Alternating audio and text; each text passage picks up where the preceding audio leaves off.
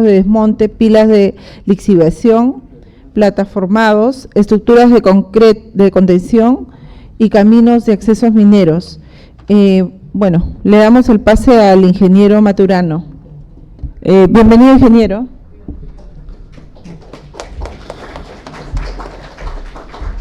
Bueno, ante todo, buenas noches y disculpen la demora, he tenido un percance. A ver, me esperan un momentito porque vamos a empezar a colocar las diapositivas.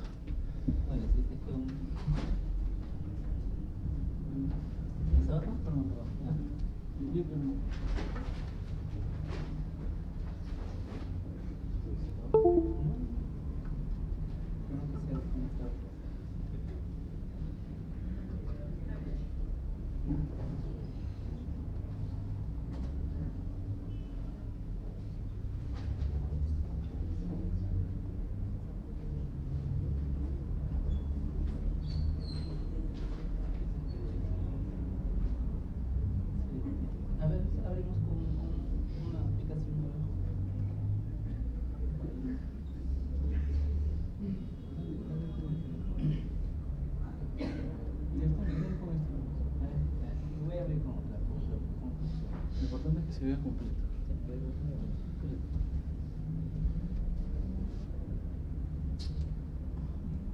Ahí está bien.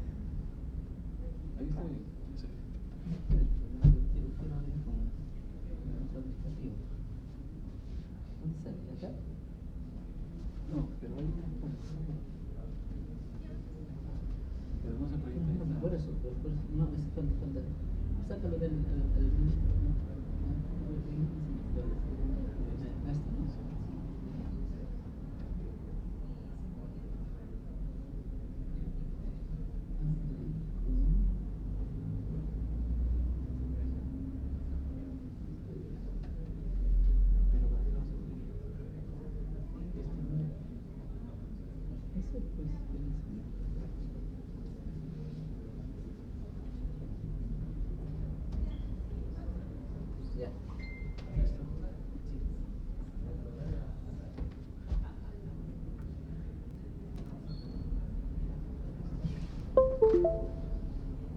Sí, está bien. retrocede, Ya me dijo que estés avanzado, ¿no?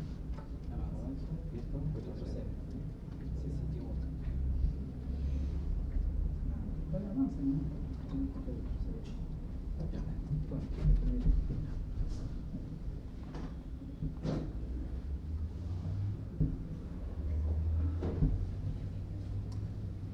Al bolsillo.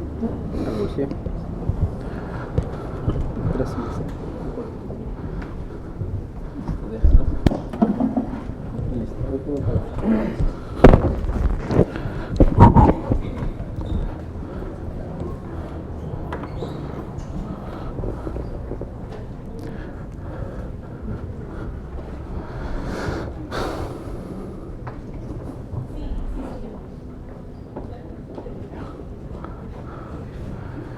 Ya. Bueno, ante todo, buenas noches nuevamente. Lo que vamos a desarrollar un poco es el tema, es el comportamiento de taludes naturales ante un posible problema geotécnico de inestabilidad. Ustedes saben que el tema de taludes es un tema muy crítico, especialmente en carreteras, en el ámbito minero, en cualquier ámbito siempre el problema geotécnico a nivel de taludes es crítico. Entonces hay que saberlo de alguna manera. Obviamente que hay una serie de sistemas de mejora del talud, de estabilizarlo. Finalmente es un tema de costo, pero es importante también saber cómo es que se comporta el suelo, cómo es que se comporta el terreno, para posteriormente poder afrontar algún caso crítico que pueda darse. En este caso, en principio, voy a tratar de ser lo más didáctico posible. Es la idea de la ponencia. Empezamos nosotros mencionando pues la formación en sí de los taludes naturales, ¿no? Entonces, los taludes naturales en realidad se generan por una descomposición de las rocas, sea cual sea el tipo de roca. Entonces, esos taludes naturales, finalmente, por la descomposición de las mismas, de la roca, se generan fracturas y grietas.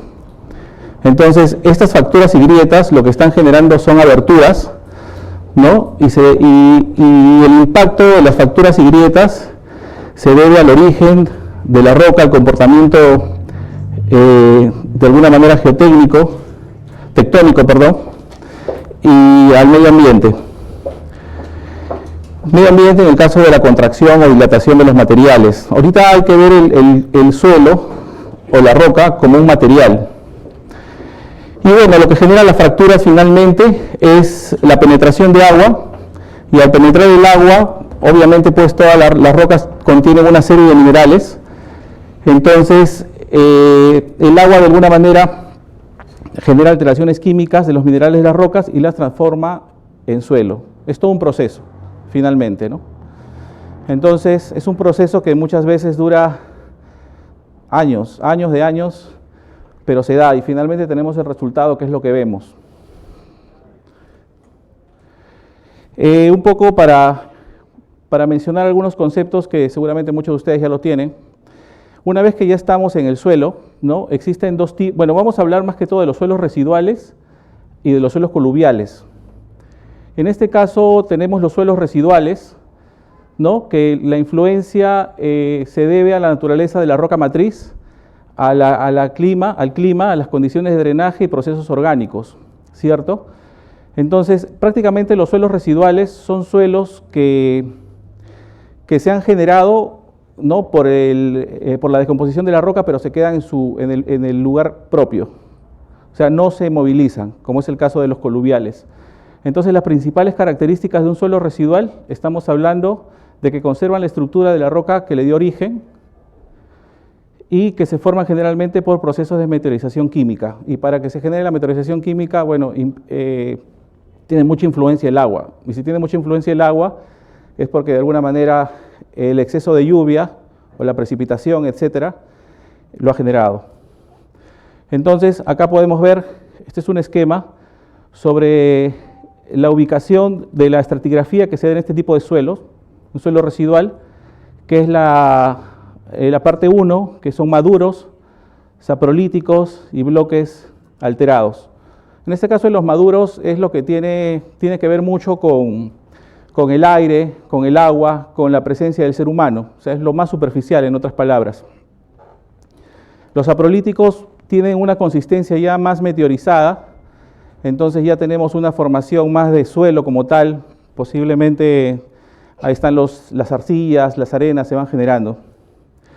Y los bloques alterados son los bloques, obviamente la resistencia va aumentando con respecto a la profundidad, y los bloques alterados son la roca sana, que de alguna manera tiene cierto grado de fracturamiento, de descomposición.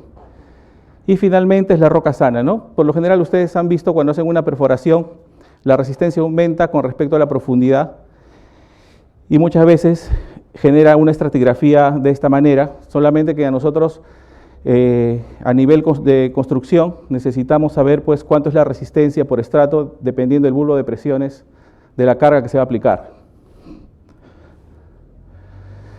Bueno, hablamos un poco de los suelos coluviales, ¿no? Esta es toda una matriz. Entonces mencionamos de los suelos coluviales, de alguna manera es un suelo transportado por acción de la gravedad misma, de los desprendimientos, del interperismo. Y bueno, se deslizan a distancias relativamente pequeñas, pero son suelos que de alguna manera también tienen impacto en la estabilidad del talud. O sea, estamos hablando ahorita, en principio hemos hablado de la descomposición de una roca y se va generando el suelo y seguidamente pues los suelos residuales y los suelos coluviales. En este caso estamos hablando, este es un ejemplo donde se puede ver pues un suelo residual en la parte superficial, una roca alterada y una roca sana. Estamos hablando de 3 etapas, ¿no? Y acá se ha generado pues un proceso, esta es una proyección de un proceso de estabilización con banquetas. Entonces, obviamente, el RQD, que está relacionado a la resistencia de la roca, va aumentando y posiblemente pues de la roca alterada a la roca sana estemos hablando de un RQD entre 50 a 75 o más. Estamos hablando de una roca de regular a buena a muy buena. La roca sana finalmente tiene una resistencia ya más alta. Estamos hablando de 80, 90, 90 y algo. Bueno, una vez que se generen los deslizamientos, ¿no? Sea cual sea el motivo, que lo vamos a ver posteriormente, estamos hablando de diferentes tipos de ruptura, que estamos hablando de la ruptura circular, la ruptura planar y la ruptura de cuña. Y finalmente todas pueden ser críticas dependiendo de la magnitud, pero de alguna manera se clasifican en estos tres tipos.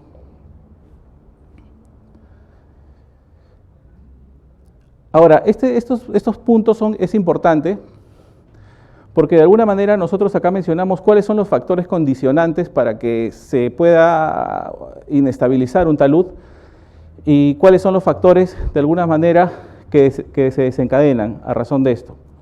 Entonces los factores condicionantes es la estratigrafía y la litología de la roca, del talud, en otras palabras, sea suelo o roca. Estamos hablando de la estructura geológica que también tiene mucho que ver porque podemos hablar de una roca, por más que sea superficial, puede ser una roca que esté en un estado que tenga un RQD alto, que no tenga fracturas, poco grado de fracturamiento, un macizo que podamos tener pues unos taludes bastante empinados, sin problema, y por ende pues los costos son menores, como también podemos tener pues una roca muy fracturada, como me ha pasado visitar muchos casos en diferentes partes del Perú. Entonces, esas rocas muy fracturadas finalmente pues son las que se van desprendiendo, generan inestabilidad y causan ciertos daños. Dependiendo, o sea, a lo que voy es que dependiendo de la estructura geológica, a los riesgos geológicos que uno puede ver o una falla activa posiblemente, impacta pues dentro de las condiciones de la roca, ¿no? Del talud, perdón. Entonces las condiciones hidrogeológicas y comportamiento hidrogeológico de los materiales, obviamente también, porque tenemos agua subterránea muchas veces por debajo del talud. Entonces el agua disminuye los esfuerzos efectivos en cualquier material. O sea, es como si ustedes tuvieran un papel pues que lo pueden poner horizontalmente, lo mojan con agua y el papel se va a desdoblar. Es lo mismo.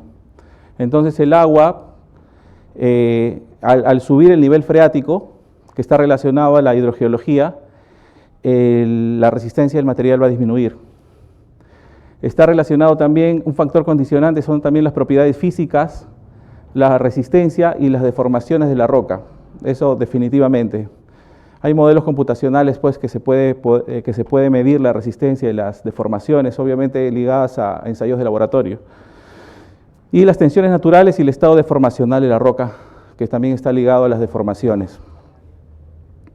Ahora, factores que desencadenan, obviamente, son las sobrecargas estáticas. Por ejemplo, no sé si ustedes están al tanto, seguramente que sí, de este problema de estabilidad de taludes que se ha presentado en la Costa Verde.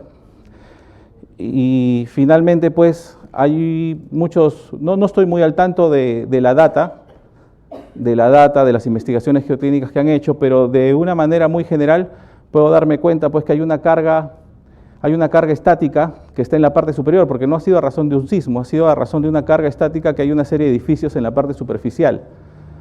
Entonces, cuando hay un excedente de carga estática, y estamos hablando de excedente, porque una cosa es que hay una carga y otra cosa es que hay un excedente de carga.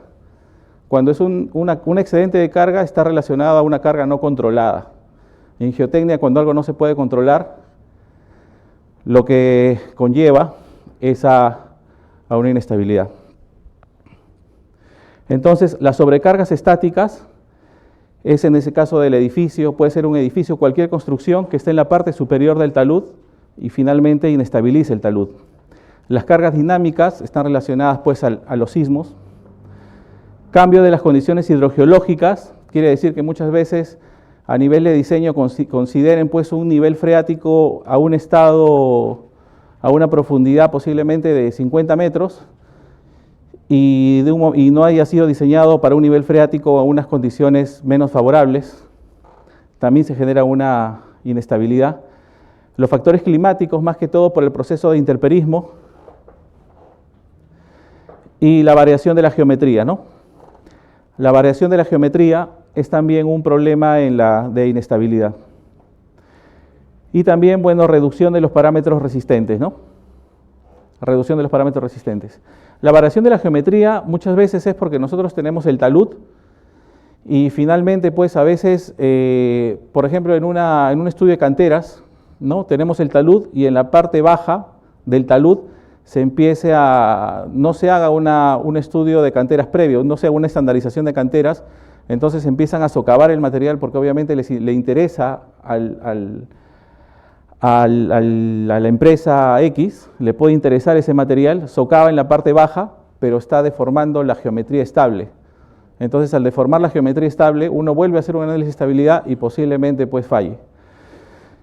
Eso está relacionado a la variación de la geometría, y el otro es la reducción de los parámetros de resistencia, ¿no?